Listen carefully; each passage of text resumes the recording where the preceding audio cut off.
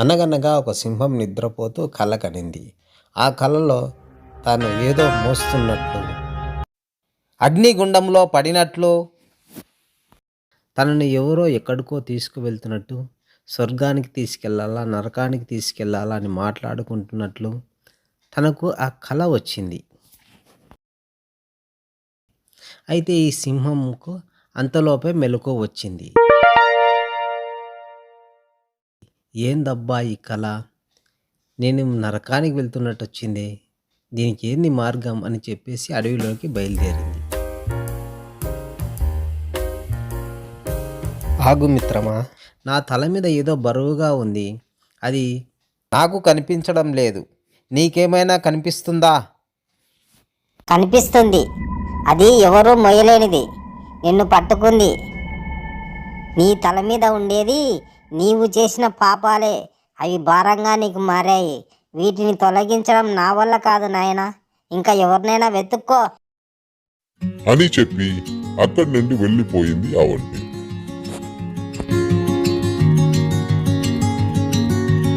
పో పో, నువ్వు తీయకుంటే నాకు ఎలా తీసుకోవాలో తెలియదా? పాపభారమా? పాపభారం అంటే ఏమిటి, అది ఎలా ఉంటుంది నాకు తెలియదే. పాపాలంటే నేను చేసినవేనా, నా తప్పులేనా? నాకు తెలుసు ఎలా తీసివేసుకోవాలో. ఈ భూమి మీద పాపాలు పోగొట్టే నదులు ఎన్నో ఉన్నాయి, పాపాలు తీసివేసే గుళ్ళు ఎన్నో ఉన్నాయి. ఎక్కడికి వెళ్ళినా నా పాపం పోతుంది. పూజలు చేస్తాను, పుణ్యకార్యాలు చేస్తాను, నైవేద్యాలు పెడతాను, బలి ఇస్తాను. నా పాపంలో పోగొట్టుకునే మార్గాలు చాలా ఉన్నాయి నా దగ్గర. కులదైవాలకు పూజ చేశాను, ఇష్టదైవాలకు పూజ చేశాను, నైవేద్యాలు పెట్టాను. ఇప్పటికీ 40 రోజుల నుంచి ఉపవాసం ఉన్నా. ఈ పాపం నా నెత్తిమించి పోవడం లేదే, ఈ బరువు దిగడం లేదే, ఎలాగబ్బా? ఎన్నో పుణ్యకార్యాలు, అన్నదానాలు చేశానే, అయినా పాపం విడిచిపెట్టడం లేదు నన్ను. నేను ఎవరు సహాయం కోరాలి, ఏ దేవుడిని వేడుకోవాలి? నా పాపం తీసివేసే దేవుడే లేడా?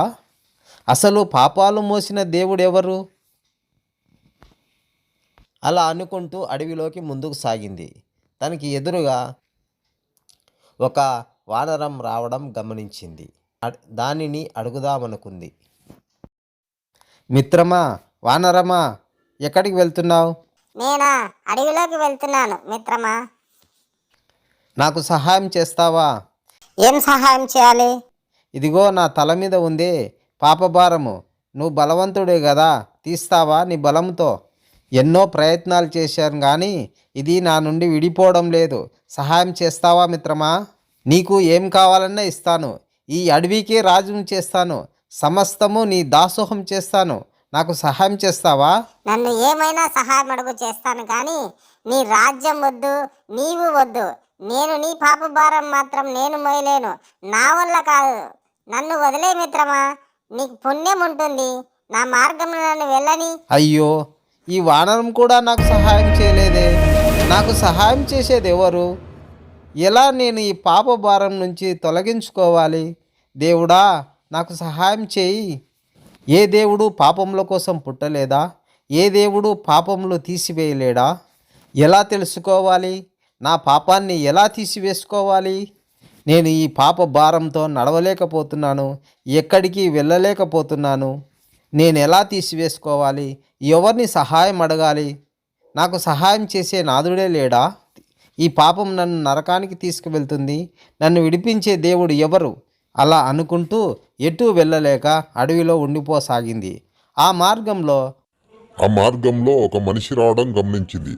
ఆహా, మనుషులైతే జ్ఞానవంతులు, వాళ్ళైతే నా పాపభారం తీసివేసే ఆలోచన వాళ్ళకుంటుంది, వాళ్ళు ఒక ఉపాయం చెప్తారు అనుకుంది సింహం. ఆ మనుషుడు కూడా ఒక గంప నెత్తిన పెట్టుకొని ఆ మార్గంలో రాసాగాడు. ఏమిటయ్యా, నువ్వు నెత్తి మీద గంప పెట్టుకొని వస్తున్నావంటే? ఇది గంప కాదు, నా పాపభారం. నీ పాపభారం నువ్వు దించుకోవచ్చు కదా, నీవు జ్ఞానవంతునివి కదా. మేమంటే జ్ఞానం లేని వారము, మీరు జ్ఞానవంతులు కదా అంటే?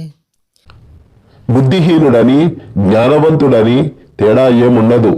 అయినా కానీ మా పాపభారం, మేం చేసిన పాపము మేం తీసుకోవడం మా వల్ల కాదు. మా పాప భారం తీసే దేవుడు ఉన్నాడని ఆయన కోసం వెళ్తున్నాను. మీ పాప భారం మోసిన దేవుడు ఉన్నాడా? ఆ, నాదే కాదు, భూమి మీద ఉన్న సమస్త ప్రాణి జీవకోటి పాపంలోని క్షమించిన దేవుడు, పాపముల కొరకు ప్రాణం పెట్టిన దేవుడు ఉన్నాడంట. నేను అందుకోసమే వెళ్తున్నాను. నీ నెత్తి మీదేంటి? ఇది నా పాప భారంలే. నేను ఎన్నో ప్రయత్నాలు చేశాను కానీ నాది పాపం తొలగిపోవడం లేదు. ఇద్దరం ఒకటే కానీ పద, నీ దేవుని దగ్గరికే నేను వస్తాను. యేసుక్రీస్తు అందరికీ ప్రభు అంటగా. నేను ఎప్పటి నుండి చేసినావేంటి పాపం? చిన్నప్పటి నుండి చేసిన. ఈ పాప భారంలన్నీ మోసిన దేవుడు యేసుక్రీస్తున్నాడు.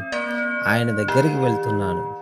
ఆయననే నా పాపమును భరించి నిశ్చయంగా నాకు మోక్ష మార్గం దయచేసే దేవుడు. నేను కూడా పాపములు ఒప్పుకుంటాను. మరి పద.